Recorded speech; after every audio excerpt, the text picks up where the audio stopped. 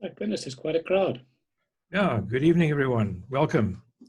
This evening we've got two experts. We've got our chief negotiator, Anthony Doman, speaking to Rudy Marloth. At the moment, we've got 18 participants.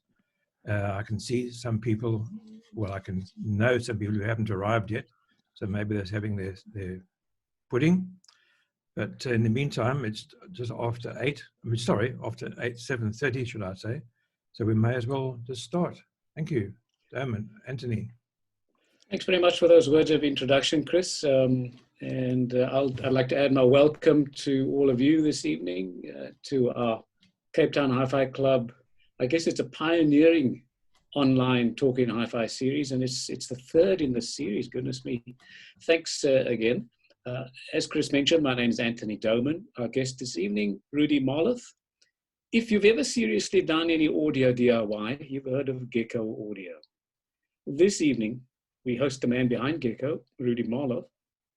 And Rudy has become something of a legend in local audio circles, more particularly when it comes to home construction. And there's a lot more to the man than just audio.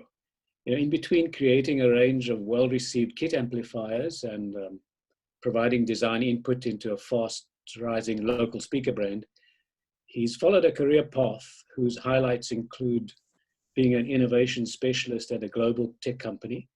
And, well, how's this? Heading the marketing for a top aftermarket automotive concern. If that isn't a bunch of boy stuff, I don't know what is. The only thing missing there, I guess, is shooting.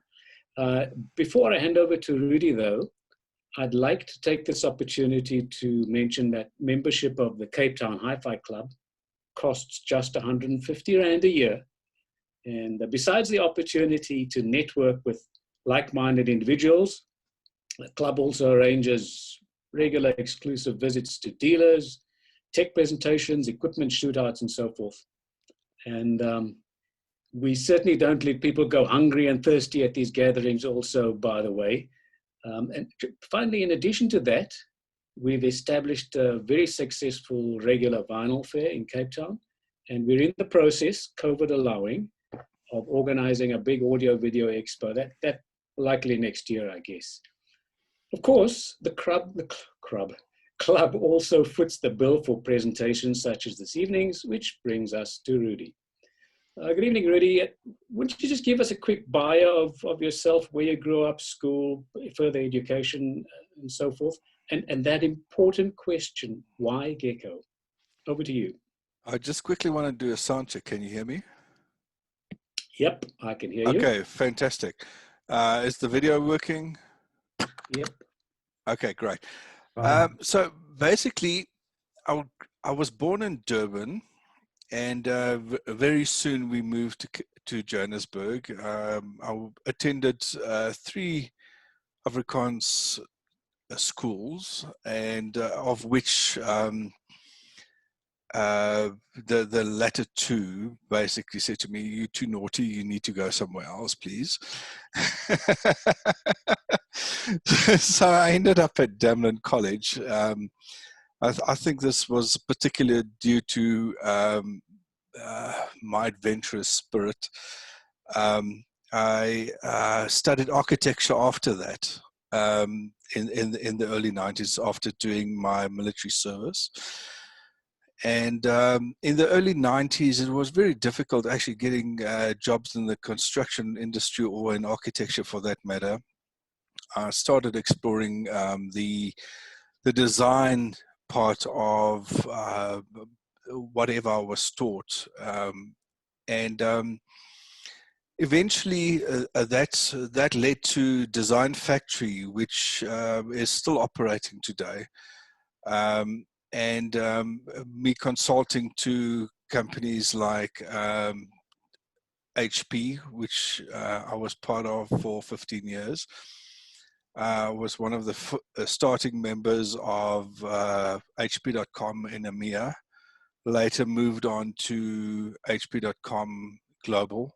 And then we started off in the early times of innovation. We started looking at future endeavors of how to do marketing.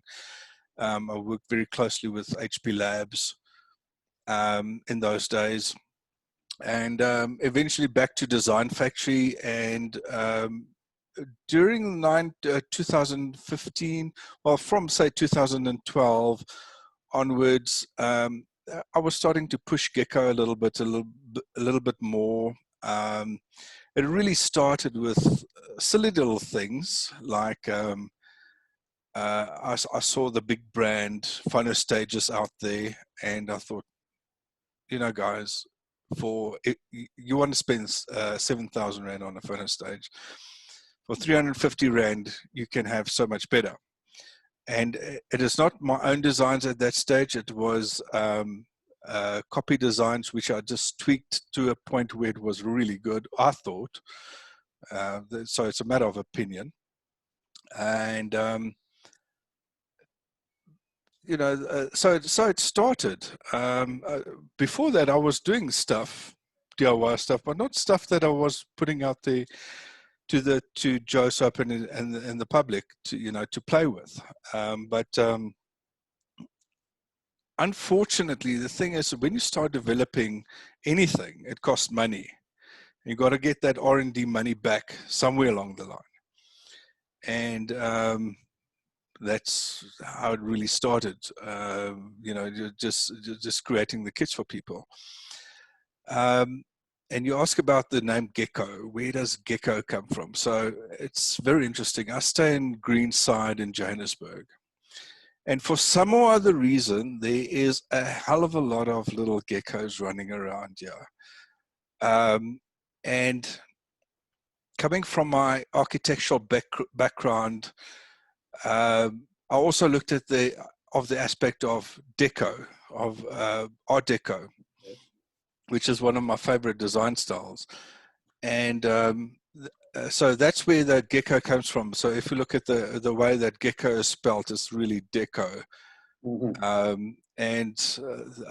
That's really where it comes from. So the GECO audio was born out of that. It is really a tongue-in-cheek, something needed a name, okay? And what happens is if you don't give it a name, your friends comes up with really stupid little names like T-Rex and stuff like that, you know. so you got to be careful as to how you do it. And a common friend of ours, I remember we were sitting, you and I, at a meeting at Mike's place and drinking a really beautiful plum brandy. It's and having an interview, which is how many years ago? It's like 2000. I remember it. It's like 8 years ago. My mind is blank. And actually, it was Mike that came up with T-Rex, you know. So it kind of stuck, which was never the name. I named it after my daughter. So yeah. No, so much for GECO, Mike. Mike, here you see, you got me confused already. Just before we proceed, I'm sure you've all got questions at some point for Rudy, and feel free to use the chat facility and put them up on the side, and I'll ask them on your behalf. Or if you'd like to wait until the end of proceedings, you're welcome to do that. It's probably half an hour or so. You'll be able to chat to Rudy yourself. Rudy, you've talked about early days of audio and wanting to provide an alternative, an affordable alternative. What was the thing that really kickstarted your progress into serious, regular DIYing? Okay, so the thing is, I was always extremely good friends with Don Jacobs. RSE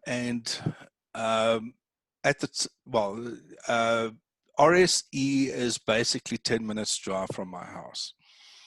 So I visited Dan on 2 or 3 times a week. My job allowed it.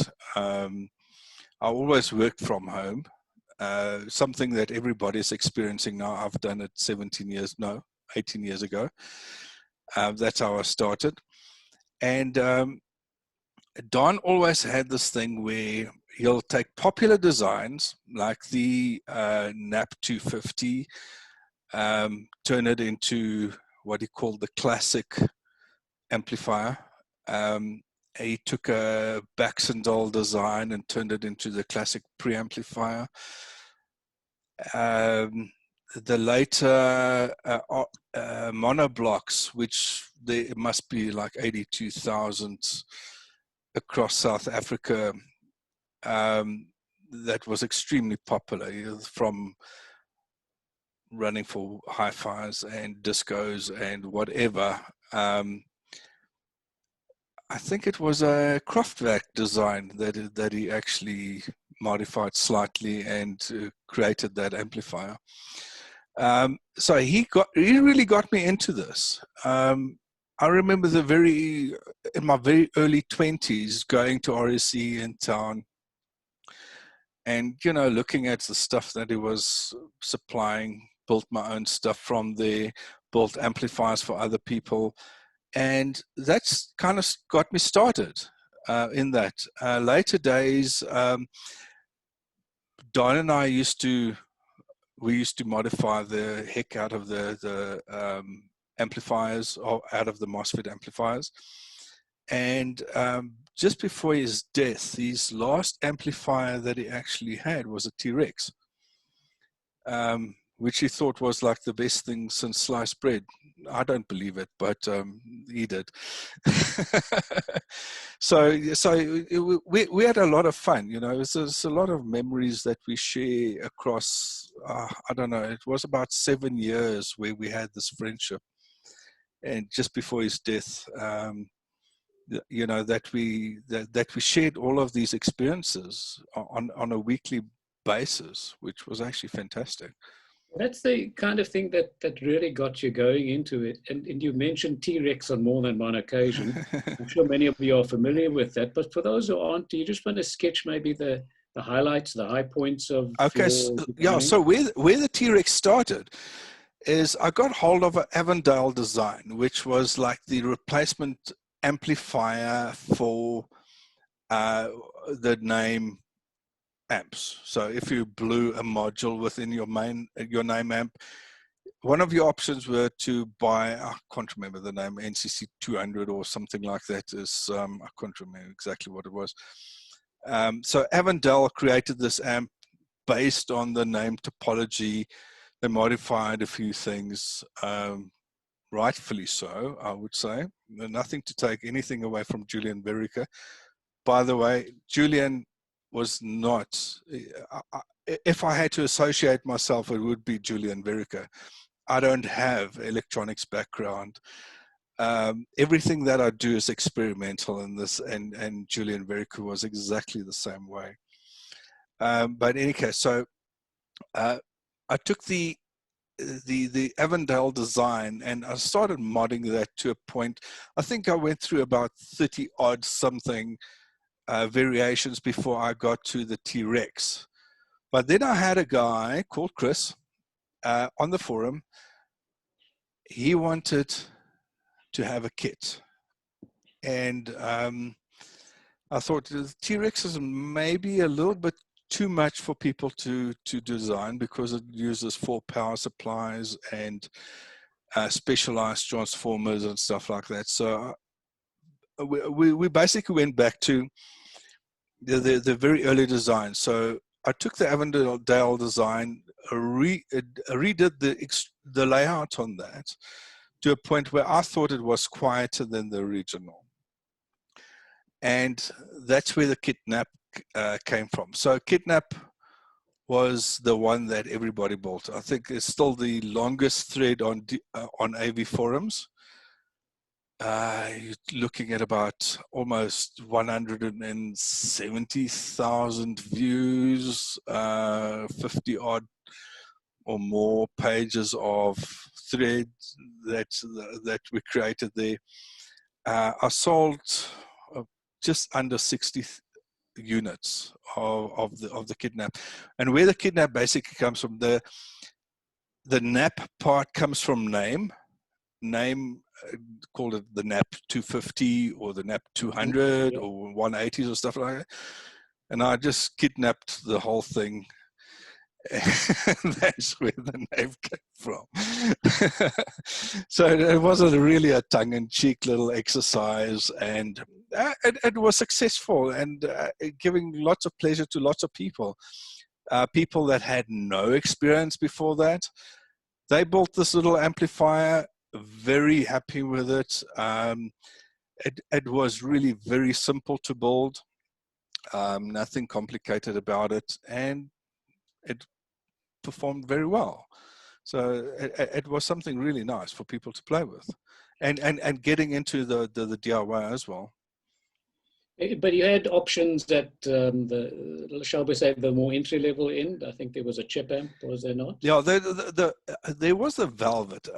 For some reason, this thing never really took any favor anywhere along the line. And it was kind of funny for me at first, but then I realized, you know, it's South Africa. If you don't have a V6 in your bakkie, it doesn't count. You know? So basically, I suppose it's the same thing. Or a turbo, or having the whole thing chipped and whatever, but or tuned, or exhaust pipes and all the fancy stuff. And I may interrupt there briefly, Rudy, but now you're talking against your current line of business. So you wouldn't. I know I do, but I'm having fun with it. It's good. Yeah. So here's the interesting thing. The little chip amp, the Velvet, was the original design comes from Mauro Panassa, which is an absolute fantastic designer from Italy. His English he's got very broken English. I've spoken to him on numerous occasions. And this is one of the guys that I would rate around, in the same category as the top designers that we got around, like John Lindsley Hood, Nelson Pass, Baxendal. And the guy is so humble that he doesn't even know how good he is. He's really a fantastic designer. But he brought out this thing that he called the Ref, my Ref something, which, I mean, it didn't mean much. But I looked at the design, I discovered a couple of issues. He admitted to me as well that he just wanted something like really simple. And I made some suggestions. He said, no, he considered those as well, but he really wanted a much simpler. The amp in its original format had a horrible clipping phenomena that drove me absolutely insane. And so I just redesigned some of the power supplies and a couple of other things, which I shared with him, which he agreed was most probably better. He didn't try them himself, so he couldn't verify them, but he agreed that it was a good idea. And eventually I made it available as the Velvet amplifier, which is it is actually amazing how good this little amp is. I can't claim it myself. I just did the tweaks on them. But it is a really fantastic little amp that will deliver you 40 watts of absolute pure pleasure. It is extremely musical. Now, Rudy. Yeah, before we get on to, because I'd like us to talk a bit about your pride and joy at the moment, your new project. But before we do that, I'd just like to get some indication from you. Look, if somebody stumbles across this stuff, a DIY or a constructor, and thinks, this sounds like a great idea. How would you, go about getting hold of, is there a kit of parts? Who do you contact? Is there a PCB? What's the story? Well, for most of these kits, I used to have PCBs, but if the demands requires, then I'll make some more available. That's not a problem. I supply the build plans. I don't have like a step-by-step how you do things. It's a basic layout. You follow the paint by numbers kind of instructions that it comes with, and you should have something that plays beautifully for you at the end of the day. It's Speaking really of not, which, yeah. let's move on to what is occupying your thoughts at the moment. Your, as I said, your pride and joy. Yeah, so the Vanguard. So the Vanguard was an interesting project. It was something that I discovered a little bit of the emulation software, and this is after I basically read an Douglas Self's book about twice. The first time I didn't understand it, and the second time I pretended to understand it. But I got some good ideas from that, and then I started simulating this. So I went down this rabbit hole for about 2 years, chasing little bits and pieces that I was seeing happening. And I thought, why is this happening? If I change certain stuff in this design, in my simulation, does it equalize and stuff like that? So my rabbit hole moment started when you put in the simulation, you look at what's happening at maximum power. When does it start clipping? You know, so you'll find that your positive or negative starts clipping first. Okay, and that kind of bothered me because I do have a little bit sense of OCD. It's got to clip at the same time, and by changing those kind of values to get it to clip at maximum power at the same time, got me running down the simulation for about 2 years. In my spare time, whenever I got bored and needed some kind of stimulation, I fiddled with this. And eventually I got it to a point where it was like clipping at the same time. I said, well, okay, well, that's done. Move on to the next project. Let's try something else now. And I had a group of guys that was bugging me. Let's build this thing. Let's build this thing. And I said, eventually, okay, let's do that. And these guys kind of contributed to a first build. And I think it cost me about in the region of about 2,000 Rand. And that kind of depleted the money that they threw at it very quickly.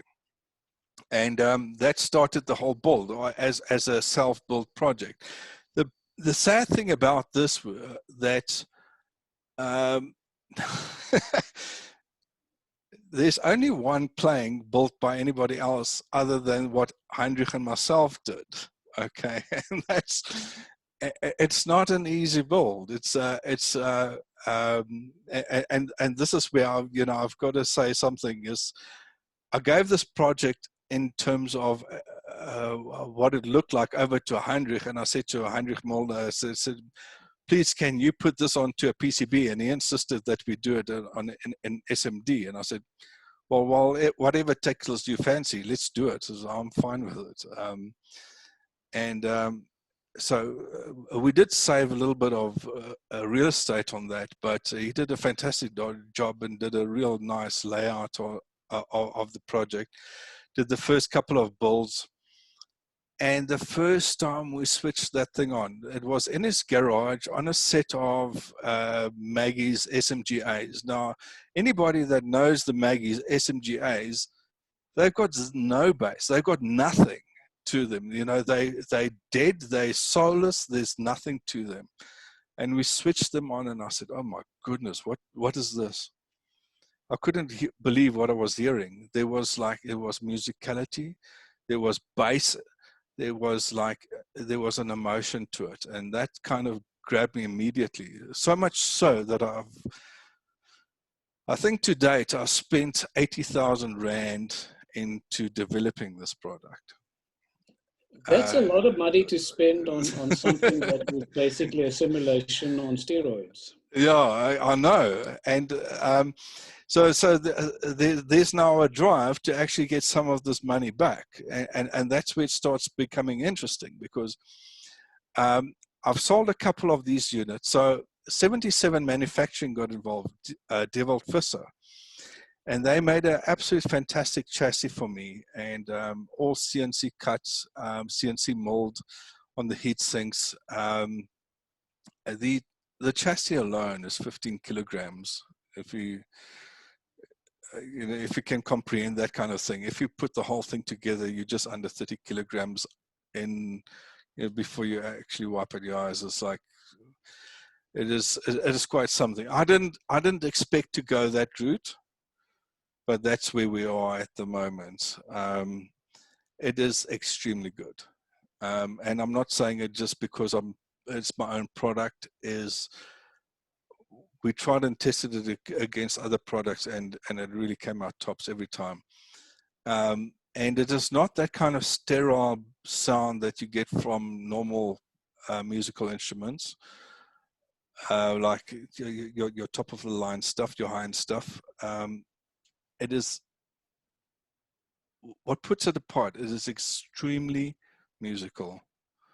And you know, so it's like something that you'll get from a valve amp. That's the kind of stuff that you get from that. But so unfortunately, what's your plan to get this thing out into the great wild? So the beautiful thing is like I had almost everything set up just before we hit lockdown. We bought the last heatsink available on the shelves locally, and we didn't see a problem. They guaranteed us no new heatsinks will arrive within 3 weeks, and I delivered the third Vanguard just before lockdown, and then it was a case of we couldn't get anything in from China. No more heat sinks. The chassis was like on hold because we had a new chassis design. So everything kind of up until now is a little bit in a state of limbo. I do have more heat sinks. I've got some of this. I currently have about 16 channels ready and being assembled by a local company, which and this is the other thing that is very strange with lockdown and COVID-19 is all of a sudden they don't have business or stuff that they can manufacture, so they producing it to me all these 80% populated boards at a ridiculous price just to keep their staff employed. So I've gone ahead and said let's buy all the parts. Well, 80% of the expensive parts, yeah, we basically got to the point and said, you know, assemble. So it's a gamble. It's a gamble on my side, but let's see what happens. You've got to now sort of a crossroads here. Have you gone to the point where you're now going to say, okay, we're not talking production and we're not talking assembly by some guy at home? Self-build. I would say I'll allow most probably another few units for self-build if I can attain that person is skilled enough to do the assembly further from, you know, so we'll supply them with an 80% populated board. Can they take it further? Everybody that's built it themselves,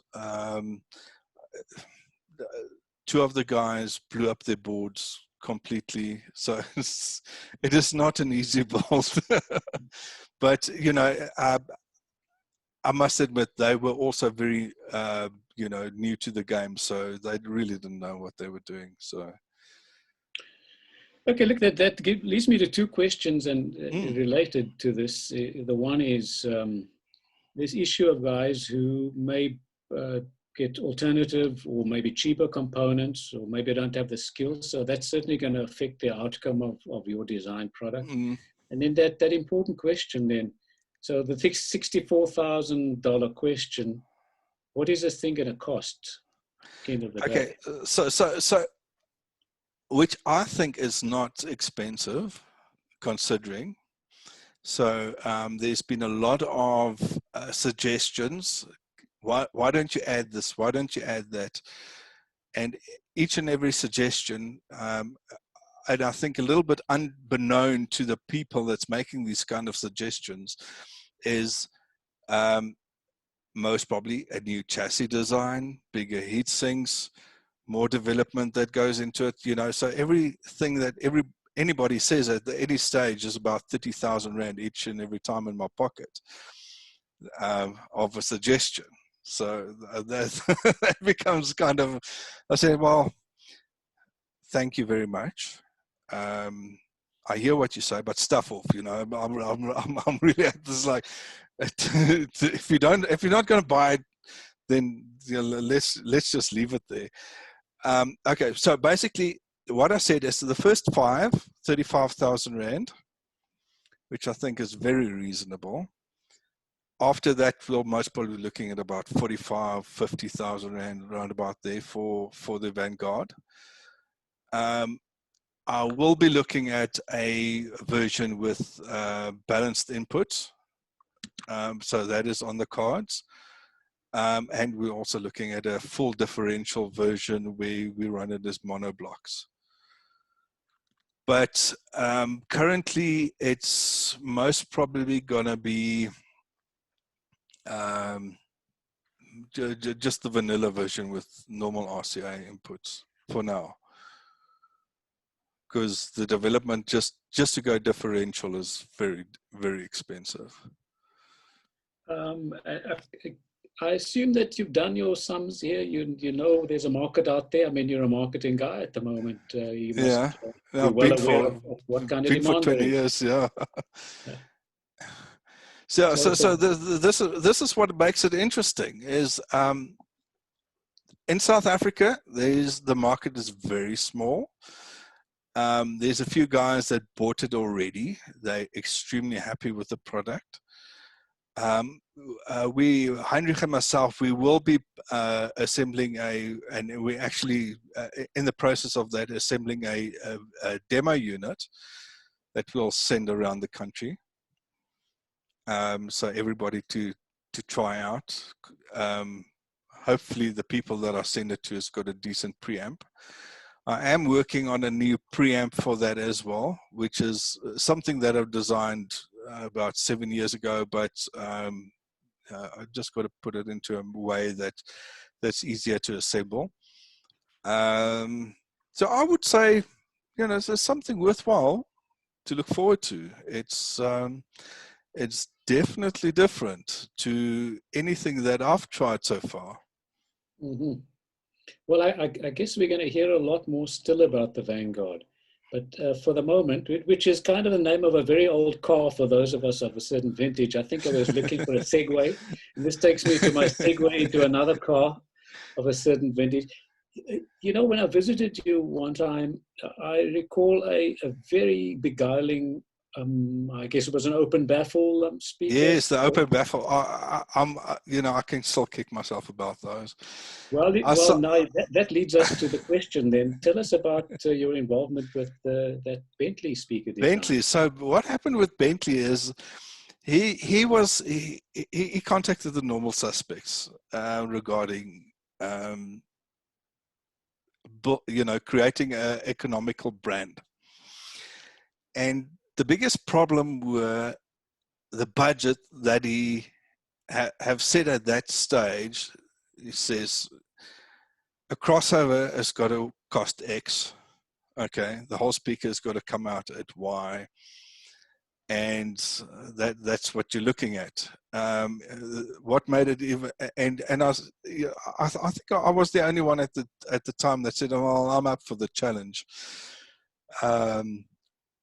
It was just after HP did a 56,000 person layoff, and I mean there was across the wall, you know, people was like looking for other stuff to do, and I said, well, I'm interested. I will have a look at this, and I didn't actually see it as such a challenge at the time, and I don't think it really was. The kind of stuff that is given me now is a much bigger challenge than, say, for instance, the 100 series of speakers that's currently available. But the only challenge that he had is he bought, I think, 8 different brands speakers. So it was Clips, it was B&W, and it was Mord and Shorts, and it was this, and it was that, and Monitor Audios, and he bought the whole bunch of speakers, and he listened to each and every one of them. And he picked what he liked, and he said, it's got to sound like this. Okay. The biggest problem with that is he gave me kind of boxes that kind of worked at the time. And we started off with the 110, they were called the FS110. Got them to sound very good, but as soon as we went into production with them, which was a better box, it sounded terrible. But the FS120 and the FS150 sounded absolutely beautiful, a beautiful bass and stuff. It does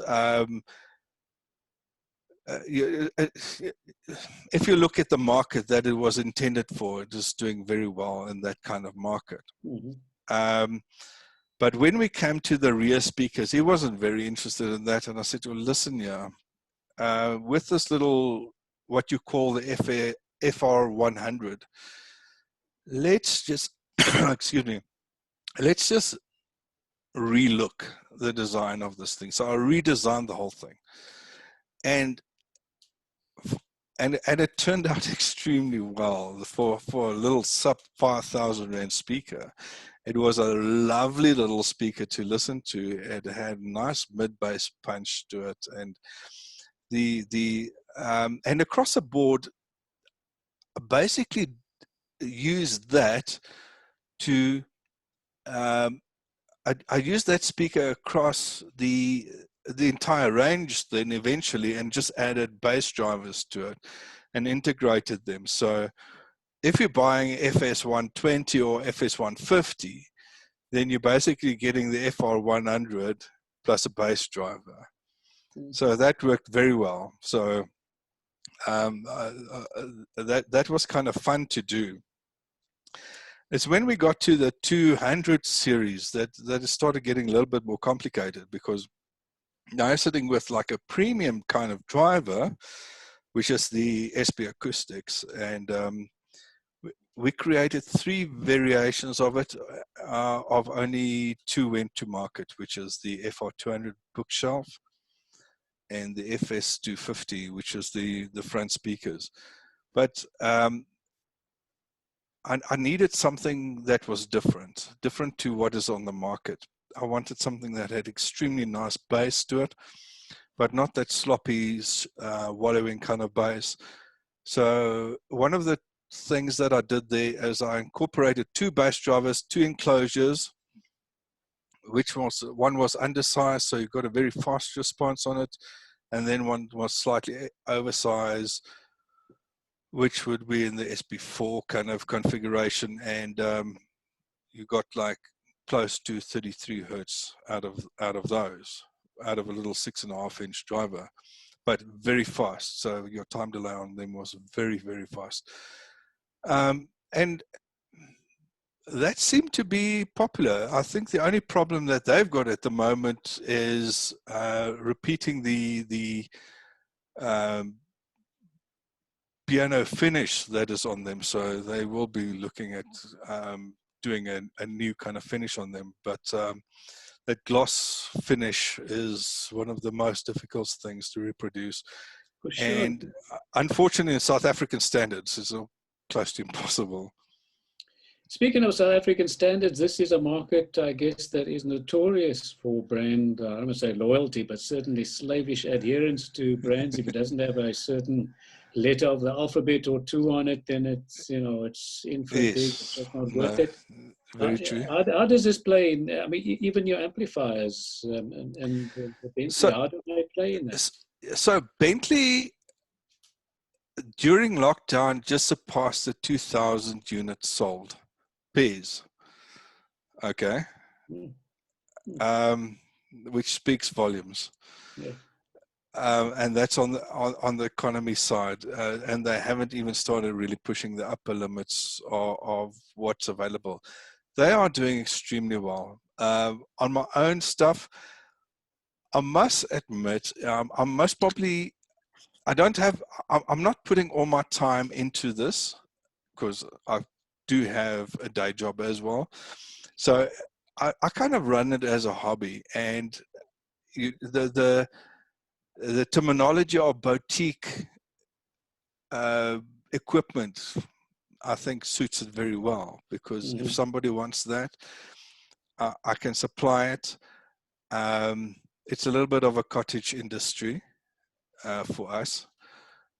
So Heinrich and myself, we both got equal amounts vested into this, but we run this as a sideshow. So you know, if people are interested, yes, they will buy. If they're not into a brand or extremely brand loyal, so you do have those kind of individuals. The biggest question that comes up, I think, along the line is like, what is the kind of warranty on these kind of things? And to me, it's a very simple thing. It's if it's a component failure of a little stupid little problem, I will fix it for free for no, for whenever, like Skulk does with his stuff as well. If you plugged it into a very unstable power source and stuff start blowing up, it's easy to see, there will be cost involved. So it's just one of those things. And it's very easy to fix. That's the beautiful thing. It's easy parts. Now, you mentioned the likes of Skulk, and not to pick him out particularly, but, how do you coexist with guys like that? He's obviously got people, manufacturers like that have a particular niche. Yeah. You're offering something that you reckon is at least as good as, if not better than, in certain respects. It can be a bit uneasy, I'm sure, at times. And by the way, as you say, this isn't your day job. Yeah, so I don't have a problem with it. I don't know if he's got a problem with it.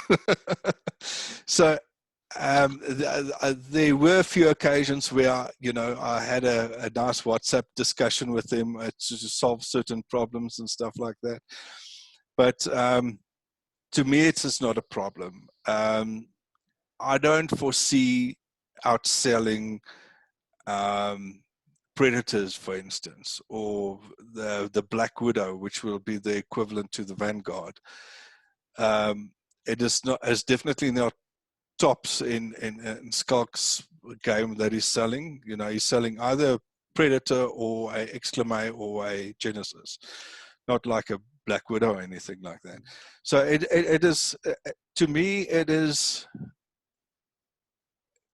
a kind of a den and rotel kind of scenario. Okay. You pick what you like. It is. I don't see any problem there. There's like 6 of one, half a dozen of the yeah, other. Absolutely. Yeah, absolutely. Yeah. Rudy, we've talked a lot about amps, a bit about speakers, and I know one of your other interests, certainly from way back, I don't know if it still is, but turntables, and so are you still involved there? I've kind of dropped turntables because of the amount of hassle involved with it, especially when... No.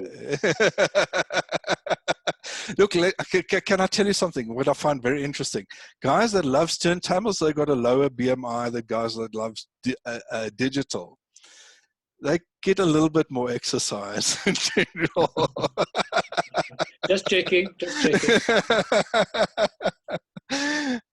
So I think vinyl does have a very special sound to it. But the thing that bugged the hell out of me were, like, for instance, the dulcet. So the dulcet I developed in conjunction with Alan Hopkirk.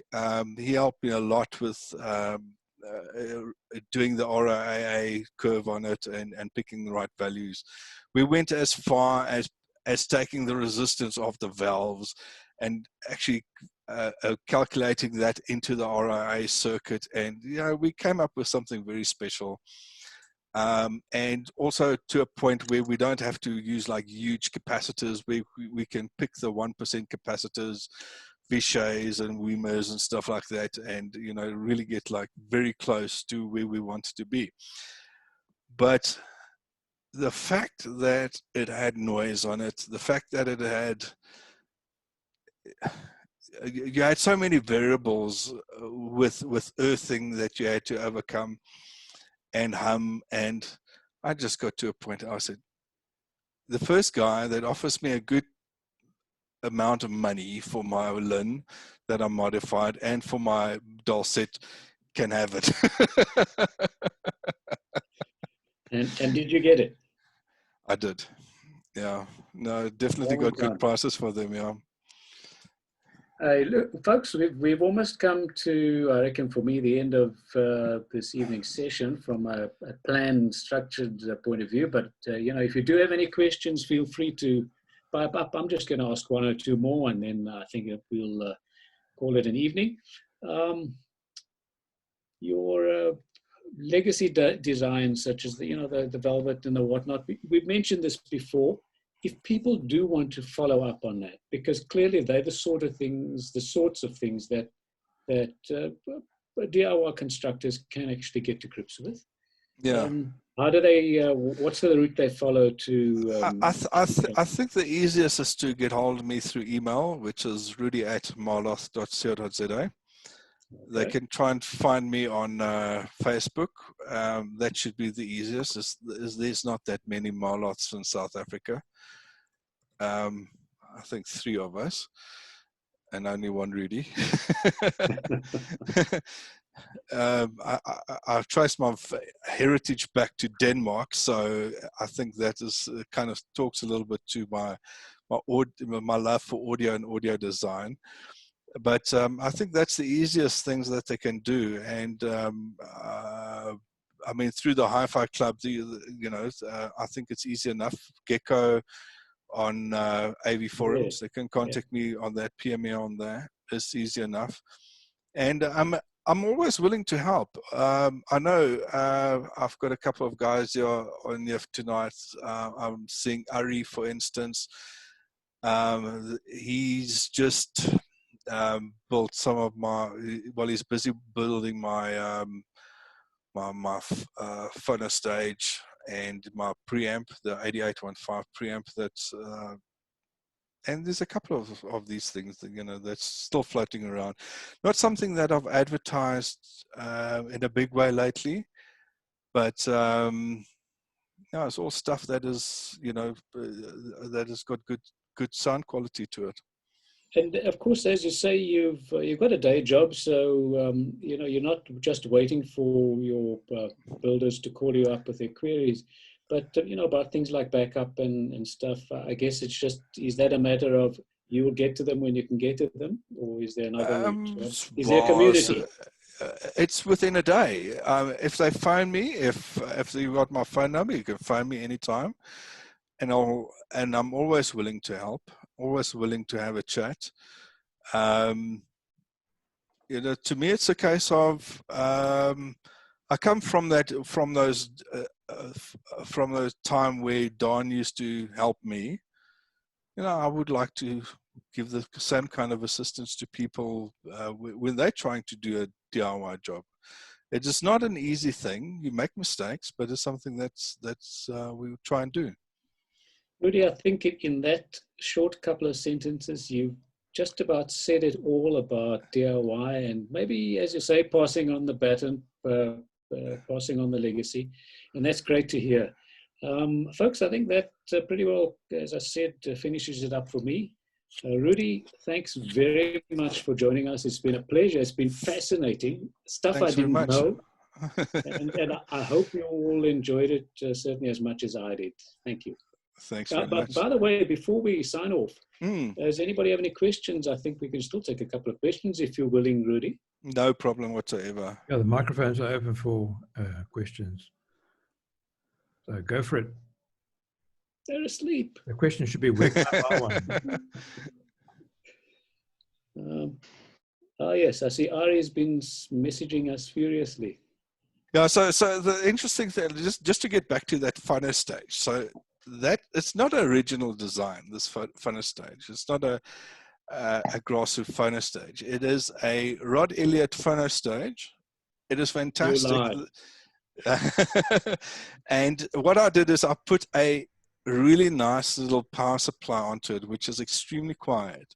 So I've experimented over the years with various power supplies, and so the moving magnet is a Rod Elliott design. The MC stage of it is an AD design,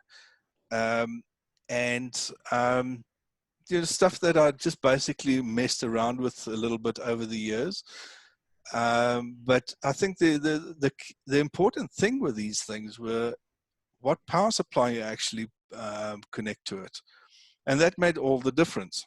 And that, I think, is what sets it apart. And I think I mentioned it earlier. It's like I really designed this for, or shall I rather say, I really designed the PC board for the community so that they can have something great at a stupendous price. So, and in the latest variations, where you have the MC and the MM, I can challenge the guys that build this and go and put it up against the best of the solid state op-amp based stuff out there. And I think you'll be pleasantly surprised. Good. Any other? Well, then I think we can call it a night. And thanks very much to Chris for twiddling the knobs up on the top left. And thanks again, Rudy. And of course, thanks to you all for joining us this evening. Been lovely having you.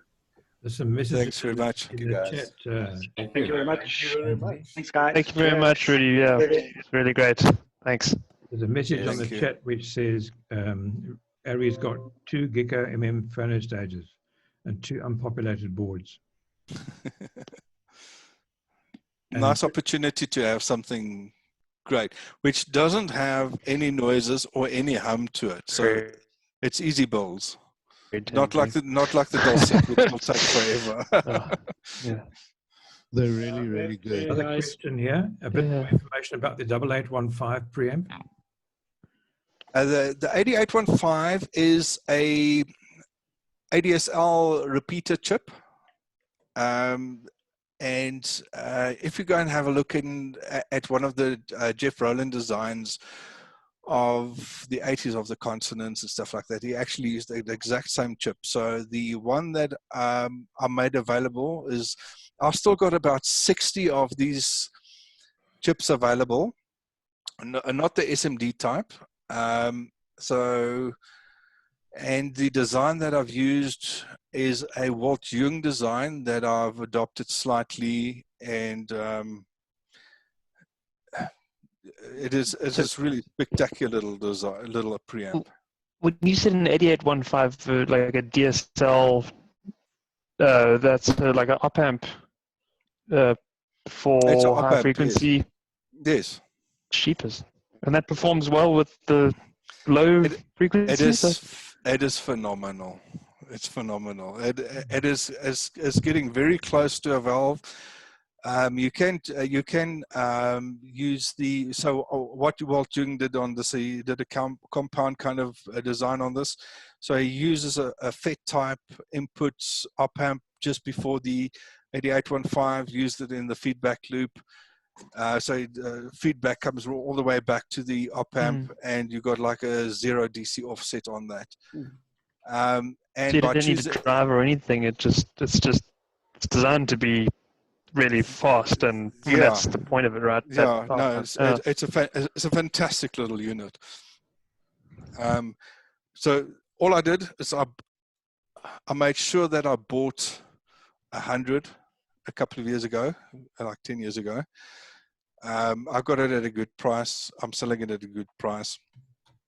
I made available the board that's very close to the Walt Jung design, but very basic op-amp power supply design on it. By playing with various FET input op-amps on there, you can have spectacular. It is, I actually heard one that a friend brought out to me. I said, well, try it out. it was very close to my 6830 line stage with a Mio follow configuration. It sounded very, very, very similar. That's amazing. That's I guess you spend more time on the forums and kind of just not when you're looking at the manufacturers to not go just immediately to the audio section. I mean, I would have never thought of using such a high speed op amp for audio like that. It works very well. Yeah, it's awesome. Thank you. That's fascinating. Anyone else? Let me send Joshua said his microphone is not working. Let me send him a chat. In the meanwhile, Yes. Rudy, you spoke a lot about the Vanguard, but I still don't know what it is. So the Vanguard is a ground-up design, AB design that I've done. Just to put it a little bit into context, it is you can get about 300 watts out of this RMS into 8 ohms. The configuration of it is not your normal configuration, so I followed still a little bit of the name design on there in terms of the output configuration. But everything else is pretty much, I would say, very close to what's you know, the preachings of Douglas Self. You know, just to give you an idea of the kind of performance that you can expect from this. It gives a very good square wave at 1 volt input up to about 80 kilohertz. It can drive a half ohm load to full power to 90. Let's call not full power, but 95% power at 0.8% total harmonic distortion. Not that it's physically possible because you don't have the kind of heat sinks that can do that, but it's got spectacular performance to it. And the beautiful thing, it's still musical, you know, after giving that kind of performance. I've got one more question here. It says, what quality checks are done on the Vanguard EEG, matching output devices and so on? Also, the question is, can I have some specs like maximum output, please? From who's that? From Joshua. Joshua, contact me, please.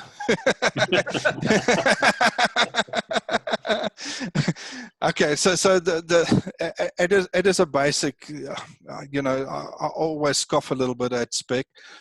You're looking at a into 8 ohms, close to full power. Well, from 1 volt into full power, you're looking at 0.008% total harmonic distortion up to full power into 8 ohm. That decreases a little bit as you go down to 1 ohm. The output, you're looking at approximately on 80 volt rails at 300 volts, 300 watts into 8 ohm RMS kind of.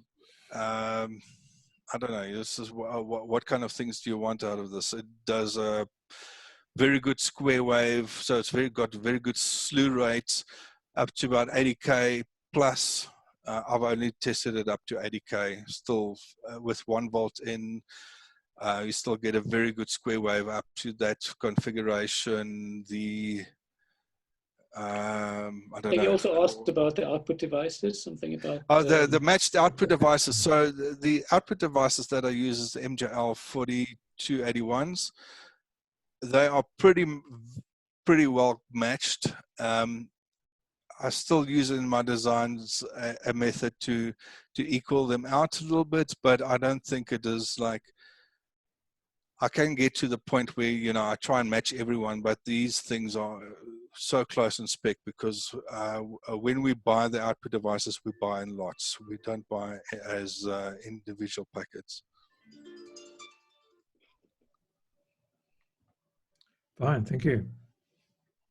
Thank you very much. Chris, you were going to say something? Chris Reddy? Now, I just wanted to check something going a bit back in history. That classic C3 pre-amplifier. The what? Sorry, so you're breaking up? Say it slowly. Okay, the classic Series 3 pre-amplifier. Are you talking going back to one of Don Jacobs's pre-amplifiers? Yes, a few years, many years ago, which got nicked in a burglary. Yeah. Are the kits still available? No, not at all. Okay. Yeah, so RSE Electronics, they when Don sold it to Cindy, that's a good 15 years ago or something. They kind of stopped all the kits. Cindy passed away a couple of years ago, and she left it to her daughter. And they don't do any of these things anymore. Okay, thank you. Okay, I think that's about it. What do you think, Anthony? Anything else? Yep. It's been great. Thanks, Chris. Thanks, Rudy, and Okay. thanks everybody again. Thanks very much. Right, thank you very much indeed. Thank you. We learned Thank you, guys. Right. Rudy. Okay, bye then. Thanks, Chris.